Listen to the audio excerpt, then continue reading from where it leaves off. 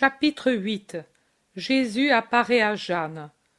Dans une riche pièce où filtre difficilement la lumière de l'extérieur, Jeanne pleure dans un total abandon, sur un siège, près d'un lit bas couvert de splendides couvertures. Elle pleure, un bras appuyé sur le bord du lit, et le front sur son bras, secouée tout entière par des sanglots qui doivent lui rompre la poitrine. Quand dans l'angoisse de ses pleurs, elle lève un moment son visage pour respirer, on voit une large tache d'humidité sur la couverture précieuse, et son visage est littéralement inondé de larmes. Puis, elle le penche de nouveau sur son bras, et on ne voit plus d'elle que son cou fin et très blanc, la masse de ses cheveux bruns, ses épaules et le sommet du tronc très élancé. Le reste se perd dans la pénombre qui fait disparaître son corps enveloppé dans l'habit violet foncé. Sans déplacer le rideau ni entr'ouvrir la porte, Jésus entre et sans bruit va près d'elle. Il lui effleure les cheveux de sa main et demande dans un murmure: « Pourquoi pleures-tu, Jeanne ?» Jeanne doit croire que c'est son ange qui l'interroge, et elle ne voit rien, car elle ne lève pas la tête du bord du lit. Dans un sanglot encore plus désolé, elle dit son tourment: « Parce que je n'ai même plus le tombeau du Seigneur pour aller verser mes larmes et n'être pas seule. » « Mais il est ressuscité. N'en es-tu pas heureuse ?»« Oh, si, mais toutes l'ont vu, excepté Marthe et moi. Et Marthe certainement le verra à Béthanie, car là, c'est une maison amie. La mienne n'est plus une maison amie. J'ai tout perdu avec sa passion. Et mon maître, et l'amour de mon époux, et son âme, car il ne croit pas, et se moque de moi, et il m'impose de ne plus même vénérer la mémoire de mon Sauveur, pour ne pas le ruiner, lui. Pour lui, l'intérêt humain est plus important. Moi, je ne sais pas si je continue à l'aimer ou éprouver pour lui du dégoût. Je ne sais si je lui obéis comme épouse ou si je lui désobéis, comme mon âme le voudrait, à cause du lien conjugal de mon esprit avec le Christ, à qui je reste fidèle. Moi, je voudrais savoir. Et qui me conseille si la pauvre Jeanne ne peut plus le rejoindre? Oh, pour mon Seigneur, la passion est finie, mais pour moi, elle a commencé le vendredi, et elle continue. Oh, moi je suis si faible, et je n'ai pas la force de porter cette croix. Mais s'il lui t'aidait, voudrais-tu la porter pour lui? Oh oui, pourvu qu'il m'aide. Lui sait ce que c'est que de porter seul la croix. Oh, pitié de mon malheur! Oui, je sais ce que c'est que de porter seul la croix. C'est pour cela que je suis venue et que je suis à tes côtés. Jeanne, comprends-tu qui est celui qui te parle? Ta maison n'est plus amie du Christ? Pourquoi? Si lui, ton époux terrestre, est comme un astre couvert de miasmes humains, tu es toujours Jeanne de Jésus. Le Maître ne t'a pas quitté. Jésus ne quitte jamais les âmes devenues ses épouses. Il est toujours le Maître, l'ami, l'époux, même maintenant qu'il est le ressuscité. Lève ta tête, Jeanne. Regarde-moi. À cette heure d'instruction secrète, et plus douce que si je t'étais apparu comme aux autres, je te dis ce que devra être ta conduite future, ce que devra être celle de tant de tes sœurs. Aime avec patience et soumission ton époux troublé. Augmente ta douceur, d'autant plus que fermente en lui l'amertume des peurs humaines. Augmente ta clarté spirituelle, d'autant plus qu'il engendre lui-même des ombres d'intérêt terrestre. Sois fidèle pour deux, et sois courageuse dans ton mariage spirituel. Combien dans l'avenir devront choisir entre la volonté de Dieu et celle de leur conjoint. Mais elles seront grandes quand, par-dessus l'amour et la maternité, elles suivront Dieu. Ta passion commence, oui, mais tu vois que toute passion se termine par une résurrection. Jeanne, tout doucement, a levé la tête. Ses sanglots se sont dissipés. Maintenant, elle regarde et voit, et elle glisse à genoux en adorant et en murmurant « Le Seigneur !» Oui, le Seigneur. Tu vois que j'ai été avec toi comme avec aucune autre, mais je vois les nécessités particulières, et je dose le secours à donner aux âmes qui attendent une aide de moi. Monte ton calvaire d'épouse avec l'aide de ma caresse et celle de ton innocent. Il est entré avec moi au ciel et m'a donné sa caresse pour toi. Je te bénis, Jeanne, et foi, je t'ai sauvée. Tu sauveras si tu as foi. Maintenant Jeanne sourit et elle ose demander « Tu ne vas pas trouver les enfants ?» Je les ai baisés à l'aurore pendant qu'ils dormaient encore dans leur petit lit, mais ils m'ont pris pour un ange du Seigneur. Les innocents, je puis les baiser quand je veux, mais je ne les ai pas réveillés pour ne pas trop les troubler. Leur âme conserve le souvenir de mon baiser et le transmettra au moment voulu à leur esprit. Rien ne se perd de ce qui est mien. Sois toujours une mère pour eux, et sois toujours fille de ma mère. Ne te sépare jamais totalement d'elle. Elle perpétuera pour toi, avec une suavité maternelle, ce qu'a été notre amitié. Et amène-lui les enfants. Elle a besoin d'enfants pour se sentir moins isolée de son enfant. Chouza ne voudra pas. Chouza te laissera faire. Il me répudiera, Seigneur. C'est un cri d'un nouveau déchirement. C'est un astre assombri. Ramène-le à la lumière par ton héroïsme d'épouse et de chrétienne. Adieu. Sauf à ma mère, ne parle pas aux autres de ma venue. En outre, les révélations doivent être dites à qui et quand il est juste de le faire.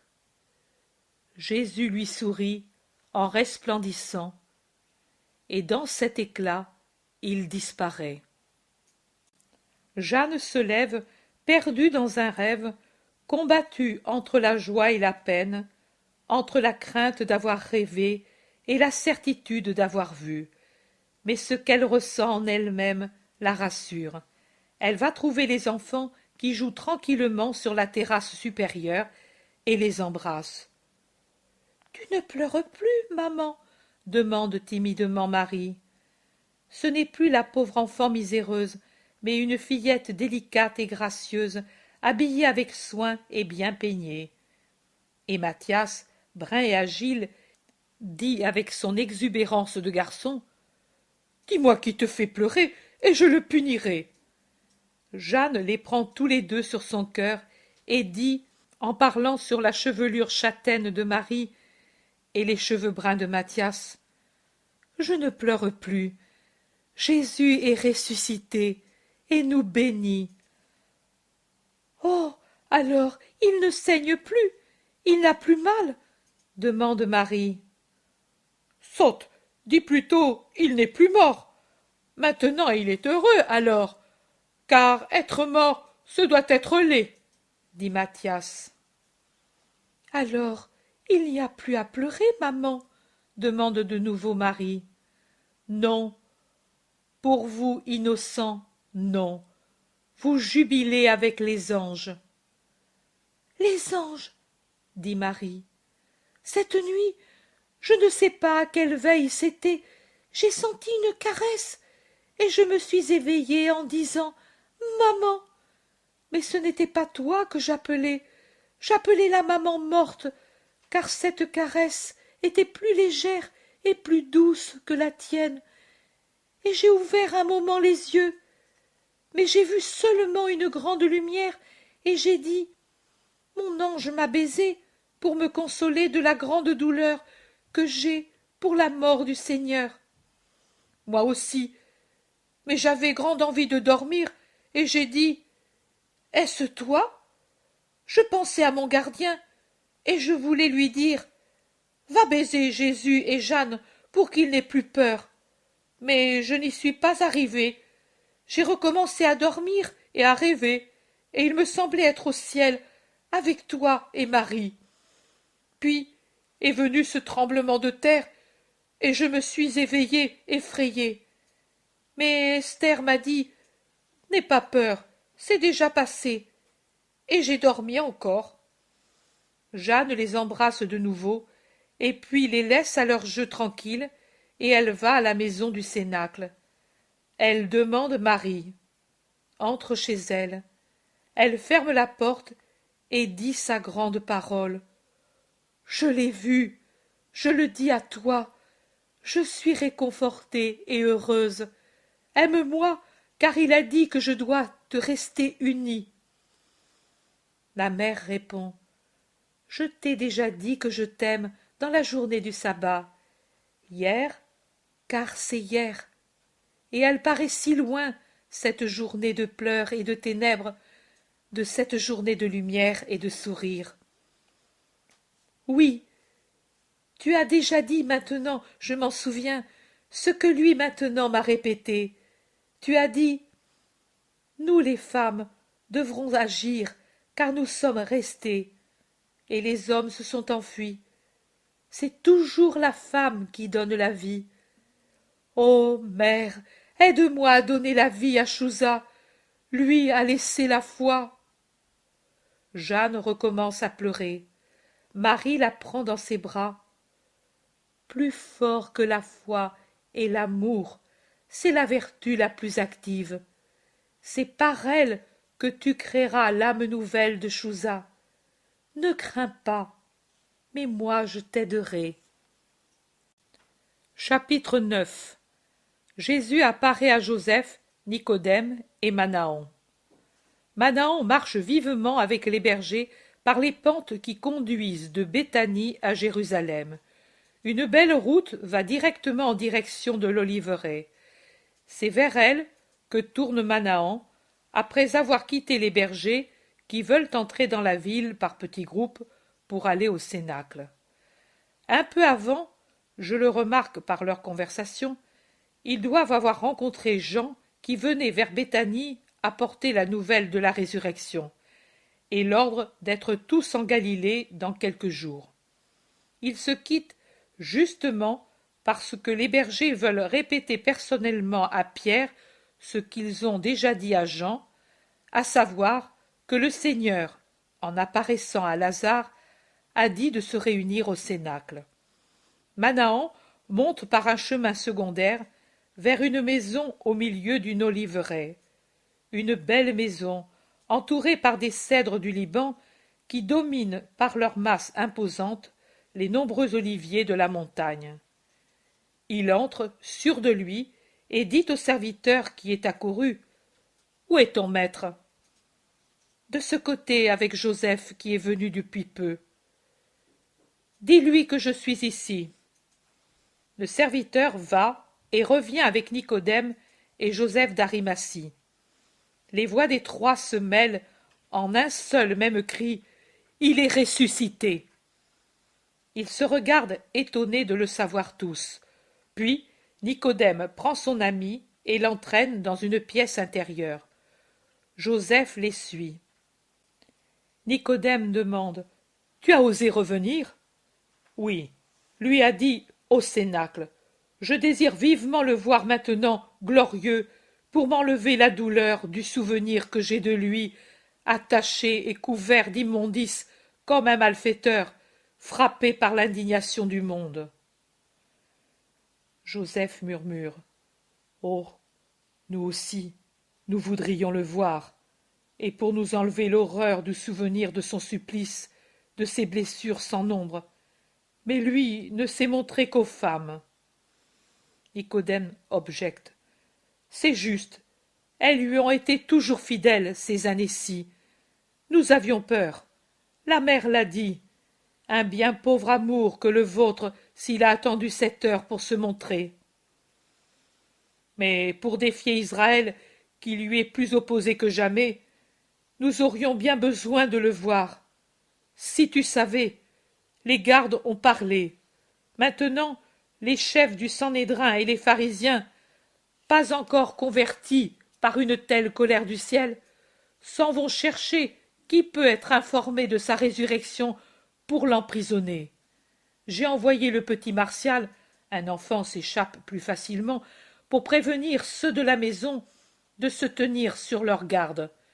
Du trésor du temple, ils ont tiré des deniers sacrés pour payer les gardes, afin qu'ils disent que les disciples l'ont enlevé et que ce qu'ils ont dit avant de la résurrection n'était qu'un mensonge, parce qu'ils craignaient d'être punis. La ville bout comme un chaudron, et il y a des disciples qui la quittent déjà par peur. Je veux parler des disciples qui n'étaient pas à Béthanie. Nicodème dit. Oui, nous aurions besoin de sa bénédiction pour avoir du courage. Manahan répond. Il est apparu à Lazare. C'était environ l'heure de tierce. Lazare nous est apparu transfiguré.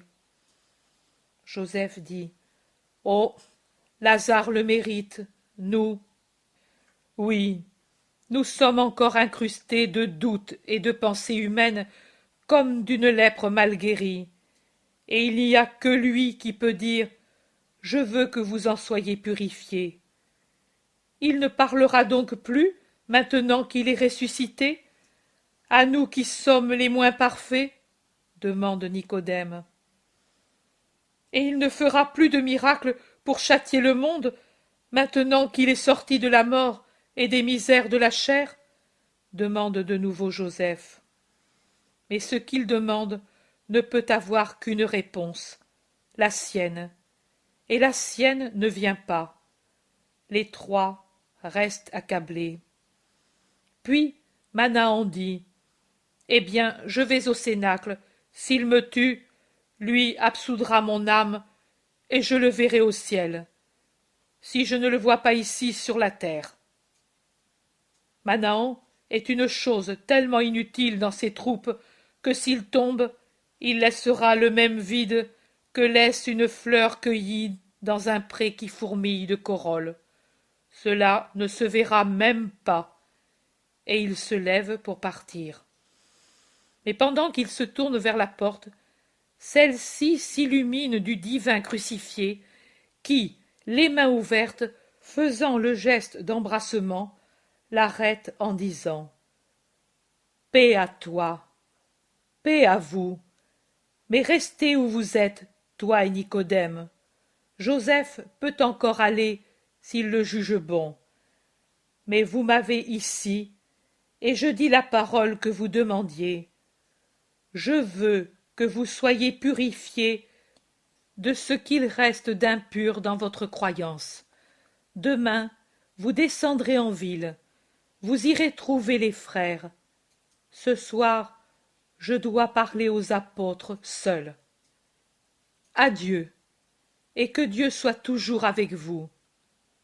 Manahan, merci. Tu as cru plus qu'eux. Merci donc aussi à ton esprit.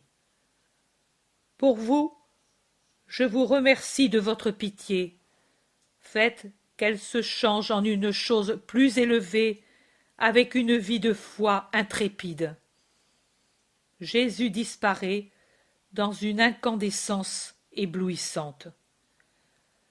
Les trois sont heureux et troublés. Joseph demande « Mais c'était lui ?» « Et tu n'as pas entendu sa voix ?» répond Nicodème. Joseph dit. La voix. Un esprit aussi peut la voir.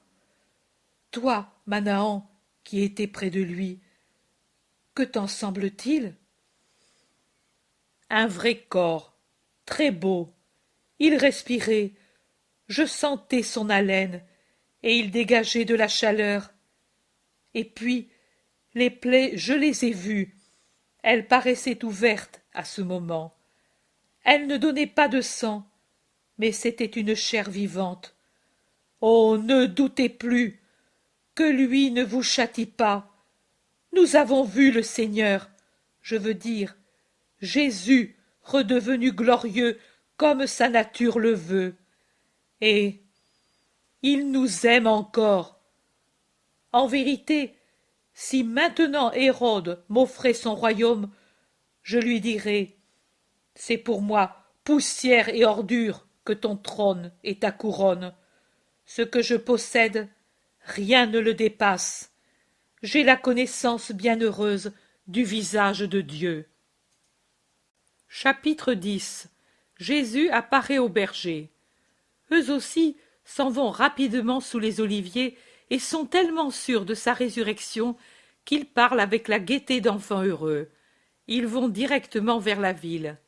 Élie dit, « Nous dirons à Pierre de bien le regarder et de nous dire comme est beau son visage. » Isaac murmure, « Oh, pour moi si beau qu'il puisse être, je n'oublierai jamais comme il était torturé. » « Mais le vois-tu encore quand il a été élevé avec la croix ?» demande Lévi. « Et vous autres ?» Daniel dit, « Moi, parfaitement. La lumière était alors encore bonne. Ensuite, avec mes vieux yeux, je n'ai vu que bien peu. Moi, au contraire, je l'ai vu jusqu'à ce qu'il m'ait paru mort. Mais j'aurais voulu être aveugle pour ne pas voir, dit Joseph. Jean dit pour le consoler, « Oh, bien, maintenant il est ressuscité, cela doit nous rendre heureux. » Et la pensée que nous l'avons quitté que pour être charitable, ajoute Jonatas. Matthias murmure, « Mais notre cœur est resté là-haut, toujours. » Toujours, oui. Toi qui l'as vu sur le suaire, dis, comment est-il? Ressemblant? Demande Benjamin. Isaac répond, comme s'il parlait. Le verrons-nous, ce voile? Demandent plusieurs. Oh, la mer le montre à tous. Vous le verrez certainement, mais c'est une vue triste. Il vaudrait mieux voir. Ô Seigneur! Serviteur fidèle, me voici. Allez, je vous attends ces jours-ci en Galilée. Je veux encore vous dire que je vous aime. Jonas est bien heureux avec les autres au ciel. Seigneur, ô Seigneur! La paix à vous qui êtes de bonne volonté. Le ressuscité se fond dans le rayonnement du vif soleil de midi. Quand il lève la tête, il n'est plus là. Mais il y a la grande joie de l'avoir vu, comme il est maintenant, glorieux. Ils se lèvent transfigurés par la joie. Dans leur humilité, ils ne savent pas se persuader d'avoir mérité de le voir, et ils disent « À nous, comme il est bon notre Seigneur, de sa naissance à son triomphe, toujours humble et bon, avec ses pauvres serviteurs. » Et comme il était beau, oh, si beau, il ne l'a jamais été, quelle majesté! Il semble plus grand encore et avoir plus de maturité. C'est vraiment le roi. Oh, on le disait le roi pacifique, mais il est aussi le roi redoutable pour ceux qui doivent craindre son jugement. Tu as vu quels rayons se dégageaient de son visage et quels éclairs dans son regard. Moi, je n'osais pas le fixer, et j'aurais pourtant voulu le fixer, car je pense que peut-être il ne me sera plus accordé de le voir ainsi, autrement que dans le ciel, et je veux le connaître pour ne pas éprouver de crainte alors. Oh, nous ne devons pas craindre si nous restons tels que nous sommes, ses serviteurs fidèles. Tu as entendu? Je veux vous dire encore que je vous aime. Paix à vous qui êtes de bonne volonté. Oh, pas un mot de trop, mais dans ce peu de paroles, il y a l'approbation complète de ce que nous avons fait jusqu'à présent, et les plus grandes promesses pour la vie à venir. Oh, entonnons le cantique de la joie, de notre joie. Gloire à Dieu dans les cieux très hauts, et paix sur la terre aux hommes de bonne volonté. Le Seigneur est vraiment ressuscité, comme il l'avait dit par la bouche des prophètes et par sa parole sans défaut.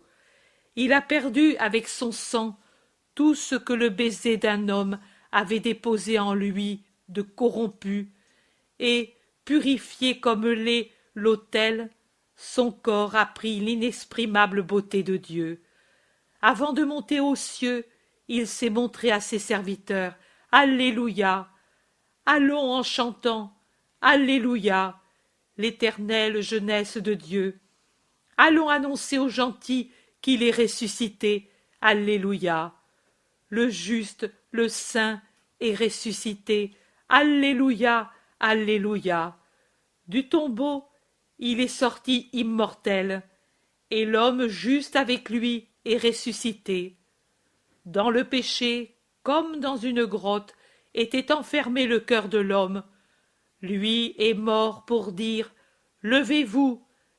Et ceux qui étaient dispersés se sont levés. Alléluia! Après avoir ouvert aux élus les portes des cieux, il a dit « Venez !» Il nous permet par son sang saint d'y monter nous aussi. Alléluia! Matthias, l'ex-disciple âgé de Jean-Baptiste, marche en tête en chantant, comme autrefois peut-être David avait chanté devant son peuple par les routes de Judée. Les autres le suivent en chantant en chœur, à chaque Alléluia, avec une sainte joie. Jonatas, qui fait partie du groupe, alors que déjà Jérusalem est au pied de la petite colline qu'ils descendent rapidement, dit « Pour sa naissance, j'ai perdu ma patrie et ma maison, et pour sa mort, j'ai perdu la nouvelle maison où depuis 30 ans je travaillais honnêtement. Mais même si on m'avait enlevé la vie à cause de lui, je serais mort dans la joie, car c'est pour lui que je l'aurais perdu. Je n'ai pas de rancœur pour celui qui est injuste avec moi. Mon Seigneur m'a enseigné en mourant la parfaite douceur, et je ne m'inquiète pas pour le lendemain. Ma demeure n'est pas ici, mais au ciel.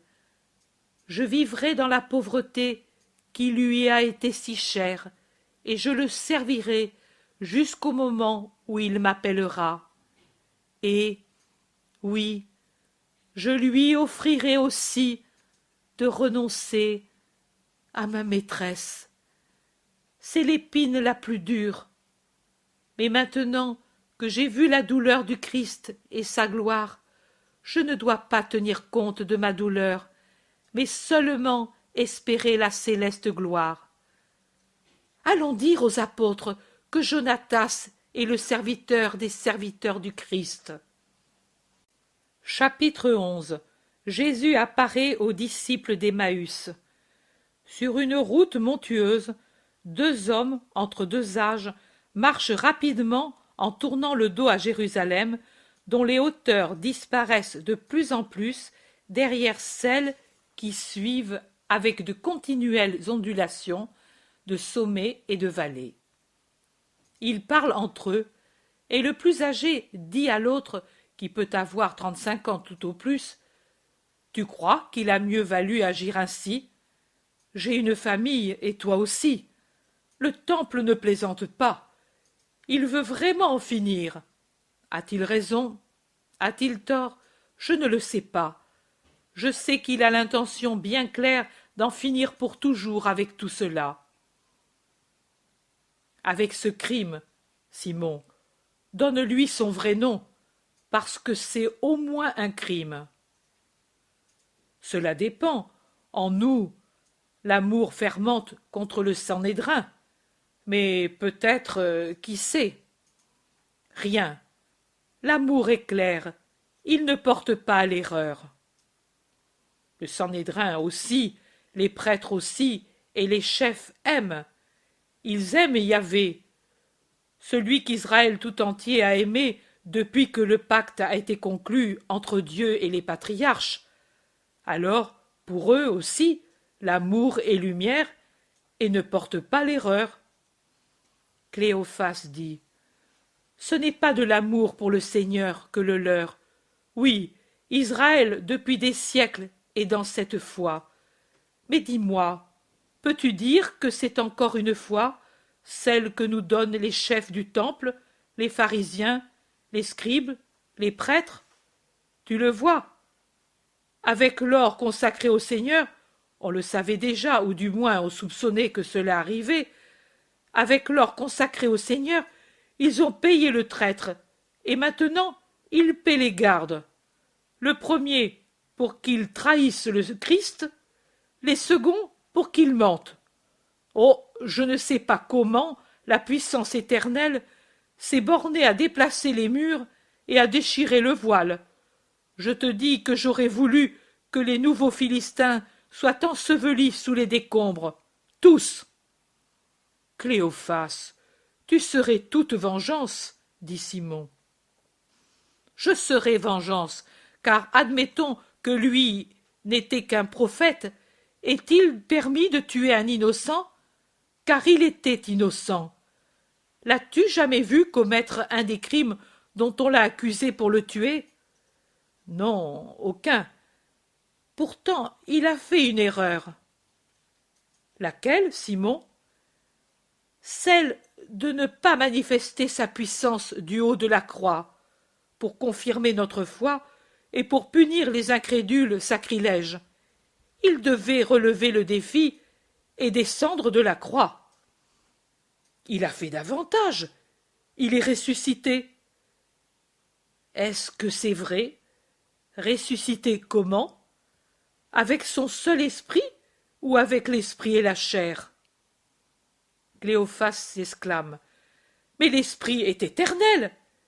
Il n'a pas besoin de ressusciter. Je le sais, moi aussi.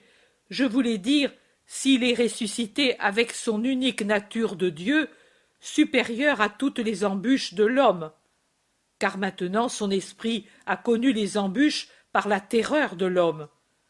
Tu as entendu, hein?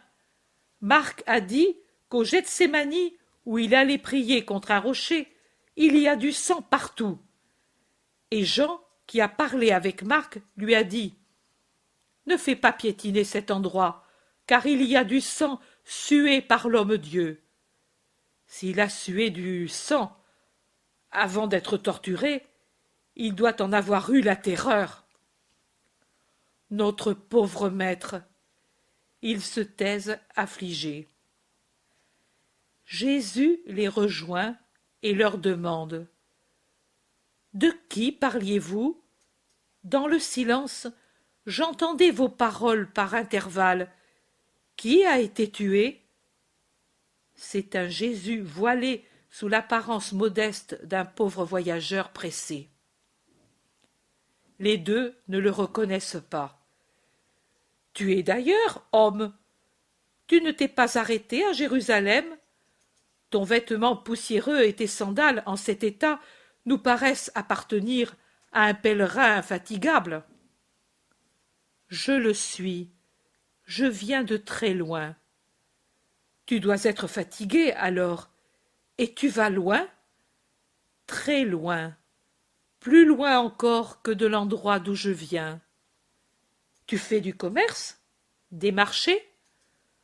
Je dois acheter une quantité infinie de troupeaux pour le plus grand Seigneur. Je dois faire le tour du monde pour choisir des brebis et des agneaux et descendre même parmi les troupeaux sauvages, qui pourtant, quand ils seront rendus domestiques, seront meilleurs que ceux qui maintenant ne sont pas sauvages. Travail difficile, et tu as continué ta route sans t'arrêter à Jérusalem? Pourquoi le demandez-vous? Parce que toi seul sembles ignorer ce qui est arrivé ces jours-ci. Qu'est-il arrivé? Tu viens de loin, et c'est pour cela que peut-être tu ne sais pas. Mais ta façon de parler est pourtant de Galilée. Aussi, même si tu es serviteur d'un roi étranger ou fils de Galiléens expatriés, tu dois savoir, si tu es circoncis, que depuis 3 ans, dans notre patrie, s'est levé un grand prophète du nom de Jésus de Nazareth, puissant en œuvre et en parole, devant Dieu et devant les hommes, qui allait en prêchant à travers tout le pays, et il se disait le Messie. Ses paroles et ses œuvres étaient réellement du Fils de Dieu, comme lui se disait. Mais seulement du Fils de Dieu, tout ciel. Maintenant, tu sais pourquoi. Mais es-tu circoncis? Je suis premier-né et consacré au Seigneur. Alors tu connais notre religion. Je n'en ignore pas une syllabe. Je connais les préceptes et les usages. L'Halacha, la Midrashim et l'Agada me sont connus comme les éléments de l'air, de l'eau, du feu et de la lumière, qui sont les premiers vers lesquels tend l'intelligence, l'instinct, les besoins de l'homme qui vient de naître. Eh bien, alors tu sais qu'Israël eut la promesse du Messie, mais comme d'un roi puissant qui aurait rassemblé Israël. Celui-ci, au contraire, n'était pas ainsi. Comment donc? Lui ne visait pas un pouvoir terrestre, mais c'était d'un royaume éternel et spirituel qu'il se disait roi.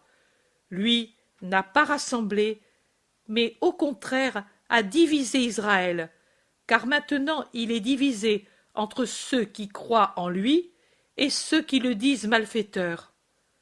En vérité, il n'avait pas l'étoffe d'un roi, car il ne voulait que douceur et pardon. Et comment dominer et vaincre avec ses armes? Et alors?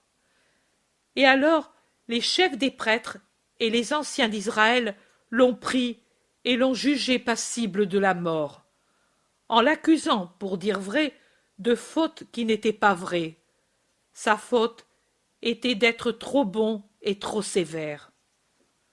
Comment pouvait-il, s'il était l'un, être l'autre?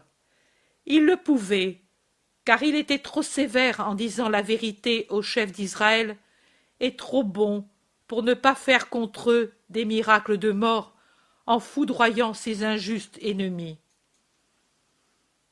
Il était sévère comme le Baptiste? Voilà, je ne saurais dire. Il faisait de durs reproches, surtout dans les derniers temps, aux scribes et aux pharisiens, et menaçait ceux du temple comme marqués par la colère de Dieu.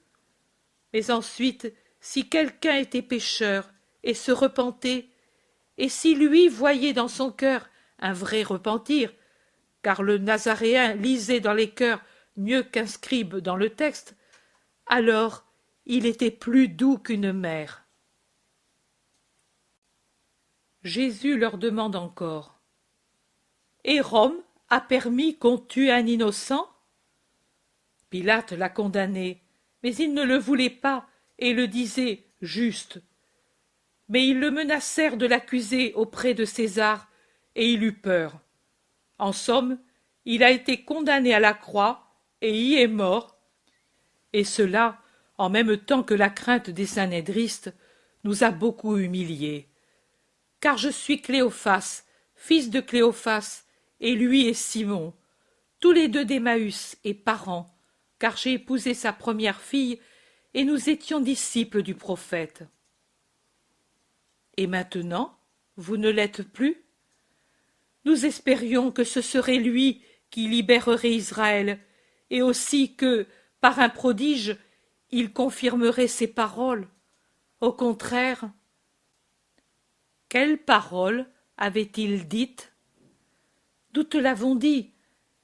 Je suis venu au royaume de David, je suis le roi pacifique, et ainsi de suite. Et il disait, venez au royaume. Mais ensuite, il ne nous a pas donné le royaume. Et il disait, le troisième jour, je ressusciterai. Maintenant, c'est le troisième jour qu'il est mort, et même il est déjà accompli, car l'heure de none est déjà passée. Et lui n'est pas ressuscité. Des femmes et des gardiens disent que oui, il est ressuscité. Mais nous ne l'avons pas vu. Les gardiens disent maintenant qu'ils ont ainsi parlé pour justifier le vol du cadavre fait par les disciples du Nazaréen. Mais les disciples, nous l'avons tous quitté par peur quand il était vivant, et certainement nous ne l'avons pas dérobé maintenant qu'il est mort. Et les femmes, qui se fient à elles? Nous raisonnions à ce propos, et nous voulions savoir s'il a voulu dire s'il ressusciterait avec l'esprit redevenu divin, ou si ce serait aussi avec la chair. Les femmes disent que les anges, car elles disent avoir vu aussi les anges après le tremblement de terre, et c'est possible, car le vendredi déjà des justes sont apparus hors des tombeaux, elles disent que les anges ont dit que lui est comme quelqu'un qui n'est jamais mort. Et c'est tel, en effet, que les femmes ont semblé le voir. Mais deux de nous, deux chefs, sont allés au tombeau, et s'ils l'ont vu vide, comme les femmes l'ont dit, ils ne l'ont pas vu, lui, ni là, ni ailleurs.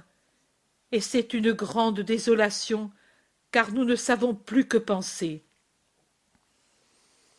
Oh, comme vous êtes sot et dur pour comprendre, et comme vous êtes lent pour croire aux paroles des prophètes, et cela n'avait-il pas été dit? L'erreur d'Israël est celle-ci, d'avoir mal interprété la royauté du Christ. C'est pour cela que l'on ne l'a pas cru. C'est pour cela qu'on la craint. C'est pour cela que maintenant vous doutez. En haut, en bas, au temple et dans les villages, partout on pensait à un roi selon la nature humaine. Dans la pensée de Dieu, la reconstruction du royaume d'Israël n'était pas limitée comme elle l'a été en vous, dans le temps, dans l'espace et dans les moyens. Pas dans le temps. Toutes les royautés, même les plus puissantes, ne sont pas éternelles. Rappelez-vous les puissants pharaons qui opprimèrent les Hébreux au temps de Moïse. Combien de dynasties ne sont-elles pas finies, et d'elles ne restent que les momies sans âme au fond des hypogées secrets? Et il reste un souvenir, si encore il reste, de leur pouvoir d'une heure, et encore moins si on mesure leurs siècles sur le temps éternel. Ce royaume est éternel. Dans l'espace, il était dit royaume d'Israël parce que d'Israël est venue la souche de la race humaine, parce qu'en Israël, dirais-je, se trouve la semence de Dieu, et ainsi, en disant Israël, on voulait dire le royaume de ceux qui ont été créés par Dieu. Mais la royauté du roi Messie n'est pas limitée à la petite étendue de la Palestine, mais elle s'étend du septentrion au midi, de l'Orient à l'Occident, partout où il y a un être qui possède un esprit dans sa chair, c'est-à-dire partout où il y a un homme. Comment un seul aurait-il pu réunir en lui-même tous les peuples ennemis entre eux et en faire un unique royaume, sans répandre des fleuves de sang et les assujettir tous par la cruelle oppression des hommes d'armes? Et comment alors aurait-il pu être le roi pacifique dont parlent les prophètes? Dans les moyens. Le moyen humain, ai-je dit, c'est l'oppression. Le moyen surhumain, c'est l'amour. Le premier est toujours limité, car les peuples finissent par se révolter contre l'oppresseur. Le second est illimité, parce que l'amour est aimé, ou s'il ne l'est pas, est tourné en dérision. Mais comme c'est une chose spirituelle, il ne peut jamais être directement attaqué. Et Dieu, l'infini, veut des moyens qui soient comme lui. Il veut ce qui n'est pas fini, parce qu'il est éternel, l'esprit. Ce qui appartient à l'esprit, ce qui mène à l'esprit. Voici quelle a été l'erreur d'avoir conçu dans l'esprit une idée messianique erronée dans les moyens et dans la forme. Quelle est la royauté la plus élevée? Celle de Dieu, n'est-ce pas? Donc, cet admirable, cet Emmanuel, ce saint, ce germe sublime, ce fort, ce Père du siècle à venir, ce prince de la paix, ce Dieu, comme celui dont il vient, car tel il est appelé et tel est le Messie, n'aura-t-il pas une royauté semblable à celle de celui qui l'a engendré? Oui, il l'aura, une royauté toute spirituelle et éternelle, pure de violence et de sang, ignorante des trahisons et des injustices. Sa royauté, celle que la bonté éternelle accorde aux pauvres hommes pour donner honneur et joie à son Verbe. Mais David n'a-t-il pas dit que ce roi puissant a eu sous ses pieds toutes choses pour lui servir d'escabeau? Isaïe n'a-t-il pas dit toute sa passion? Et David n'a-t-il pas énuméré, pourrait-on dire, toutes ses tortures? Et n'est-il pas dit que lui est le Sauveur et le Rédempteur, qui par son holocauste sauvera l'homme pécheur? Et n'est-il pas précisé, et Jonas en est la figure, que pendant 3 jours il serait englouti dans le ventre insatiable de la terre, et après en serait expulsé comme le prophète l'a été de la baleine? Et lui, n'a-t-il pas dit: mon temple, c'est-à-dire mon corps, le 3e jour après avoir été détruit, sera reconstruit par moi, c'est-à-dire par Dieu? Et que pensiez-vous? Que par magie, lui relèverait les ruines du temple? Non, pas les murs, mais lui-même. Et Dieu seul pouvait se faire ressusciter lui-même. Lui a relevé le vrai temple, son corps d'agneau, immolé, comme Moïse en eut l'ordre et la prophétie, pour préparer le passage de la mort à la vie, de l'esclavage à la liberté des hommes fils de Dieu et esclaves de Satan. Jésus dit: comment est-il ressuscité, vous demandez-vous? Je réponds: il est ressuscité avec sa vraie chair et avec son esprit divin qu'il habite, comme en toute chair mortelle il y a qu'il habite l'âme qui règne dans le cœur. C'est ainsi qu'il est ressuscité, après avoir tout souffert pour tout expier, et pour réparer l'offense primitive et les offenses infinies que chaque jour l'humanité accomplie. Il est ressuscité, comme il était dit sous le voile des prophéties, venu à son temps. Je vous rappelle Daniel. Il a été immolé à son temps. Et écoutez, et rappelez-vous, au temps prédit après sa mort, la ville déicide sera détruite. Je vous en donne le conseil.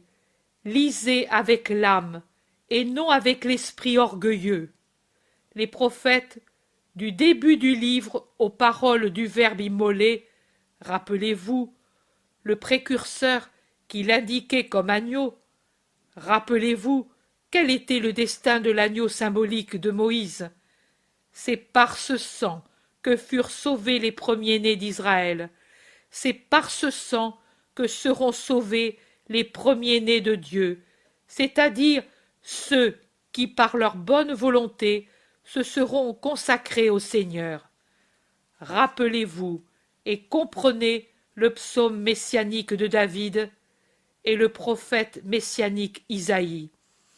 Rappelez-vous Daniel, ramenez à votre mémoire, mais en l'élevant de la fange à l'azur céleste, toutes les paroles sur la royauté du Saint de Dieu, et comprenez qu'il ne pouvait vous être donné d'autre signe plus juste, plus fort de cette victoire sur la mort, de cette résurrection accomplie par lui-même.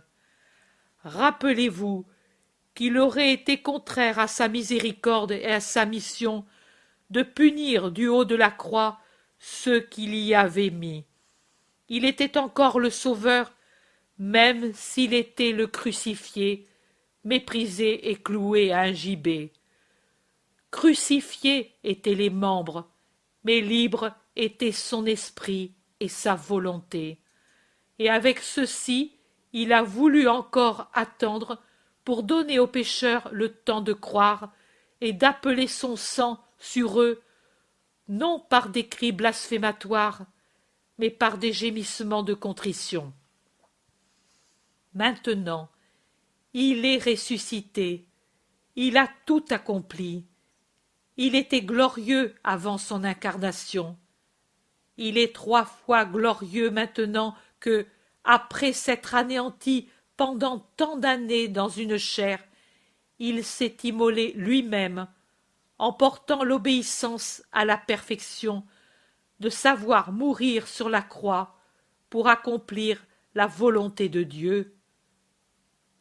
Très glorieux, avec sa chair glorifiée, à présent qu'il monte au ciel et entre dans la gloire éternelle, en commençant le règne qu'Israël n'a pas compris. C'est à ce royaume, d'une manière plus pressante que jamais, qu'il appelle avec son amour et l'autorité dont il est plein, les tribus du monde, comme l'ont vu et prévu les justes d'Israël et les prophètes.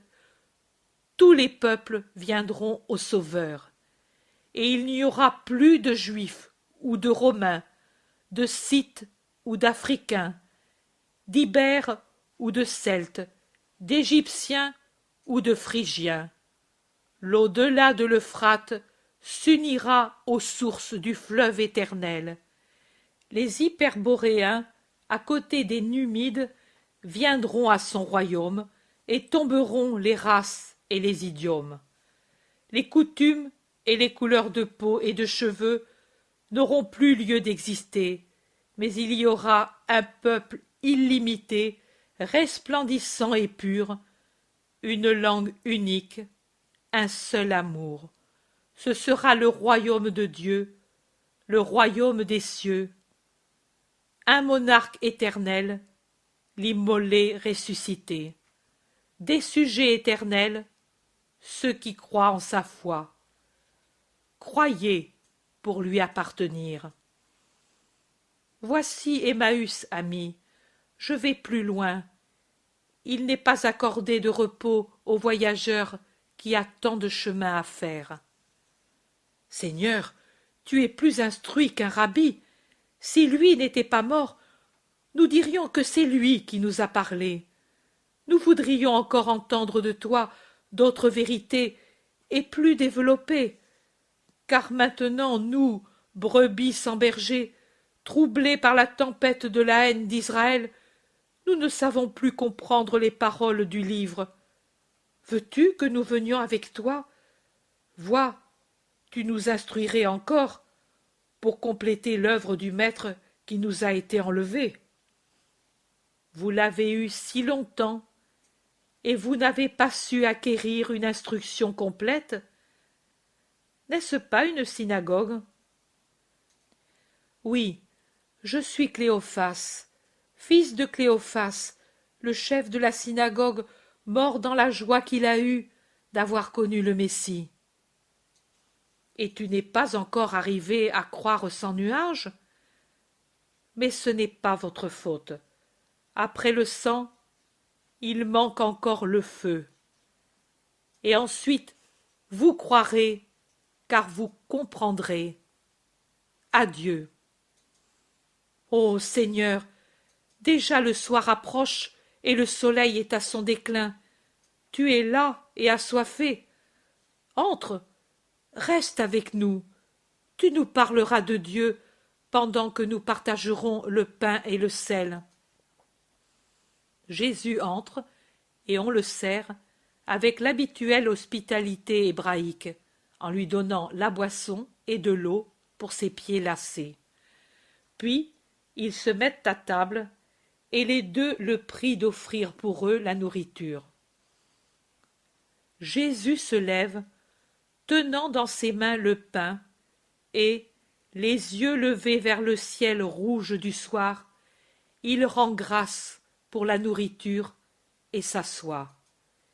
Il rompt le pain et en donne à ses deux hôtes, et, en le faisant, il se révèle pour ce qu'il est, le ressuscité.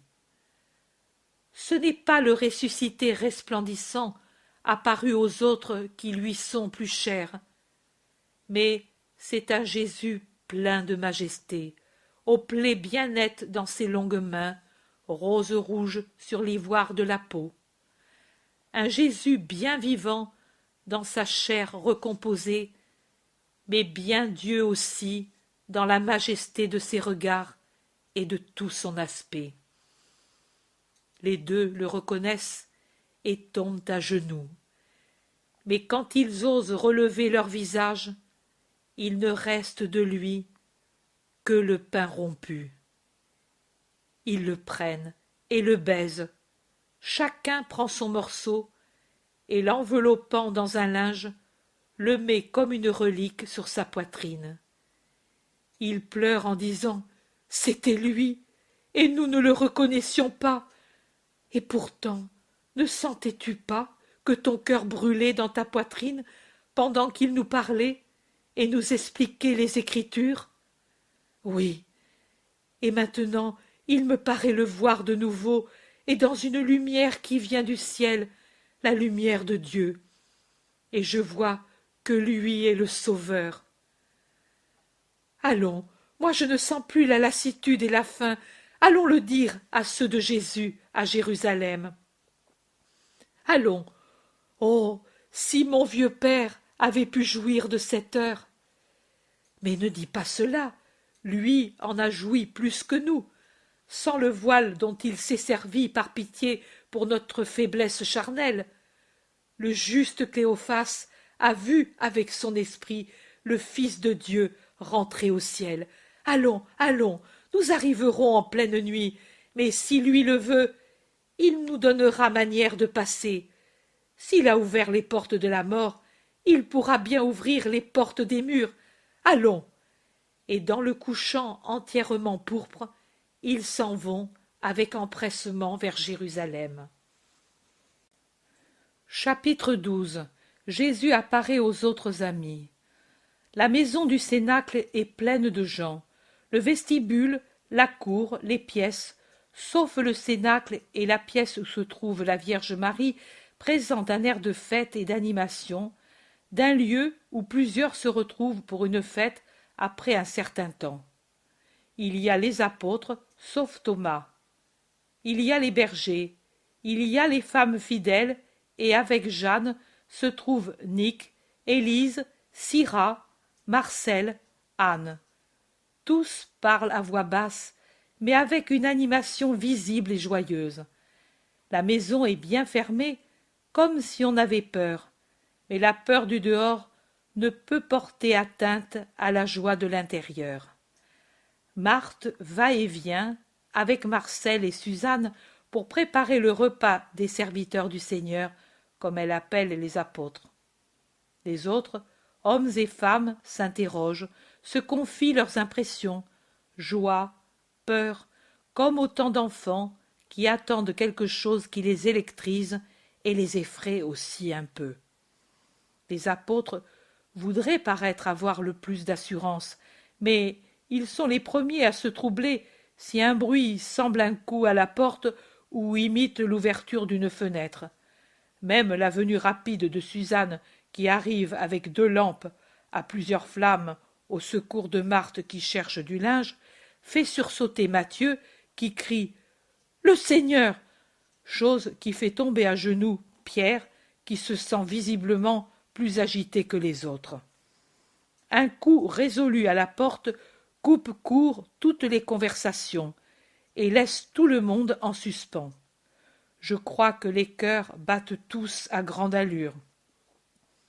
Il regarde par un soupirail et ouvre avec un « Oh !» de stupeur en voyant le groupe inattendu des dames romaines accompagnées par Longin et un autre qui porte comme Longin un habit foncé. Les dames aussi sont toutes enveloppées dans des manteaux foncés qui leur couvrent aussi la tête. Elles ont enlevé tous leurs bijoux pour moins attirer l'attention. « Pouvons-nous entrer un moment pour dire notre joie à la mère du Sauveur ?» dit Plotina, la plus respectée de toutes. « Venez donc, elle est là. » Elles entrent en groupe avec Jeanne et Marie-Madeleine qui, j'en ai l'impression, les connaît fort bien. Longin, avec l'autre Romain, reste, isolé, dans un coin du vestibule, car on les regarde un peu de travers. Les femmes saluent par leur Ave Domina, et puis s'agenouillent en disant Si avant nous admirions la sagesse, maintenant nous voulons être les filles du Christ, et c'est à toi que nous le disons.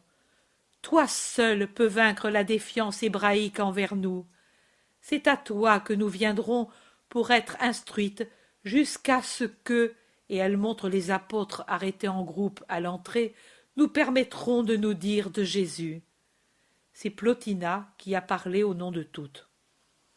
Marie sourit toute heureuse et elle dit « Je demande au Seigneur de purifier mes lèvres comme celles du prophète, pour que je puisse parler dignement de mon Seigneur. Soyez bénis, prémices de Rome. » Longin aussi voudrait, et le lancier, qui s'est senti un feu dans le cœur, quand s'ouvrirent terre et ciel au cri de Dieu. Mais si nous savons peu de choses, eux ne savent rien, sauf que lui était le Saint de Dieu, et qu'ils ne veulent plus appartenir à l'erreur. Tu leur diras d'aller aux apôtres. Ils sont là, mais les apôtres se défient d'eux. Marie se lève et va vers les soldats. Les apôtres la regardent aller, en cherchant à comprendre sa pensée. Marie dit « Que Dieu vous conduise à sa lumière, fils. Venez pour connaître les serviteurs du Seigneur. Celui-ci, c'est Jean, et vous le connaissez. Et celui-là, c'est Simon-Pierre, choisi par mon fils et mon Seigneur comme chef de ses frères. Celui-ci, c'est Jacques, et l'autre, Jude, cousin du Seigneur. Celui-ci, Simon, et l'autre, André, frère de Pierre. Puis, voilà Jacques, frère de Jean, et eux, Philippe, Barthélemy et Matthieu. Il manque Thomas, encore au loin, mais je le nomme comme s'il était présent. Tous sont choisis pour une mission spéciale. Mais ces autres, qui se tiennent humblement dans l'ombre, sont les premiers dans l'héroïsme de l'amour. Depuis plus de 6 lustres, ils prêchent le Christ. Ni les persécutions qu'ils ont subies, ni la condamnation de l'innocent n'ont porté atteinte à leur foi. Pécheurs et bergers, et vous, patriciens, mais dans le nom de Jésus, il n'y a plus de différence. L'amour dans le Christ nous rend tous égaux et frères, et mon amour vous appelle fils, bien que vous soyez d'une autre nation. Et même, je vous dis, que je vous retrouve après vous avoir perdu, car, au moment de la douleur, vous étiez auprès du mourant. Et je n'oublie pas ta pitié, Longin, ni tes paroles, soldat. Je paraissais meurtri, mais je voyais tout. Moi, je n'ai pas la possibilité de vous récompenser. Et vraiment, pour des choses saintes, il n'y a pas de paiement, mais seulement l'amour et la prière. Et c'est elle que je vous donnerai, en priant notre Seigneur Jésus de vous donner, lui, la récompense. Nous l'avons eu, Domina. C'est pour cela que nous avons osé venir tous ensemble. Une commune impulsion nous a rassemblés. Déjà la foi a jeté son lien d'un cœur à l'autre, dit Longin. Tous s'approchent avec curiosité, et il se trouve quelqu'un qui, vainquant sa retenue, et peut-être la répulsion du contact avec les païens, dit « Qu'avez-vous eu » Longin dit « Moi, une voix, la sienne qui me disait « Viens à moi ». Et moi j'ai entendu « Si tu me crois saint, crois en moi », dit l'autre soldat. Plotina dit « Et nous, pendant que ce matin nous étions en train de parler de lui, nous avons vu une lumière, une lumière. Elle s'est transformée en visage. Oh, toi, dis sa splendeur.